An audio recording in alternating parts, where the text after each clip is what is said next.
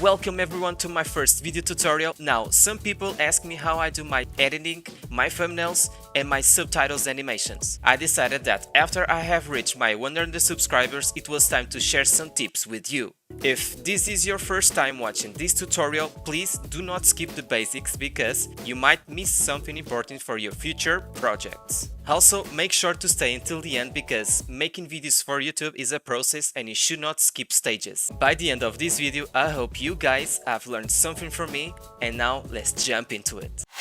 Which software to use? That's a question only you can answer. In my opinion, if you are starting out, you should use something simple like Sony Vegas. For the purpose of this video, I'll be using Adobe Premiere Pro. Now, I'm not going into much detail about my settings to upload for YouTube, but if that's something you'd like to know, let me know in the comments. Organize your projects. First, create a folder for each project you're going to start. Simple, right? As you can see, I bring some things over from my past projects. This way, I maintain some of the designs like my thumbnails. I make a folder for the assets and another folder for the sound effects if needed.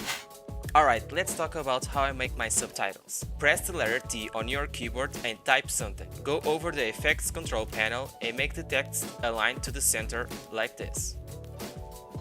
To center your text with the footage, press both Ctrl Alt and drag it until you see these red dashed lines. That means your text is centered with the footage. Go back to the effects control panel and choose the scale for the subtitles.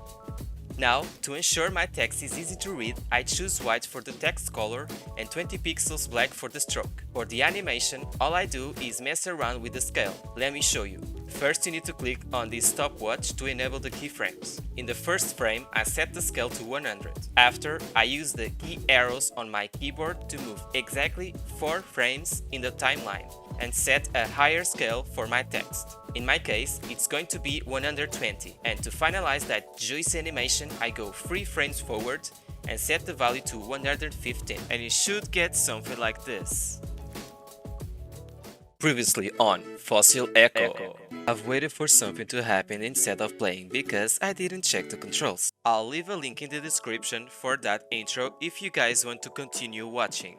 Now back to the tutorial. After importing my footage and make the supercut and all of that, I watch my entire footage once again and start creating placeholders for my subtitles. To do this, simply hold down the Alt key and drag one of your previous subtitles. This will duplicate the object. At the end, all I have to do is change the text. Transitions are a big and important part of editing process because, let's face it, the majority of viewers won't watch a 24 minutes videos of you playing. Because if you are like me, a small YouTuber, the chances are viewers won't even click your video because they are going to see the duration of it and just move into a kitty cat videos instead. I try to adapt my transitions according to the game I'm playing. Let me show you what I mean by that. When I've made these videos on Phasmophobia, I've used this type of transitions where you can see the screen going all crazy. In other hand, on Fossil Echo gameplays, I thought it would be nice to make a turning page effect. And here, notice how I took advantage of this in-game transition, where you can see the screen slowly turning white and blurring at the same time. So,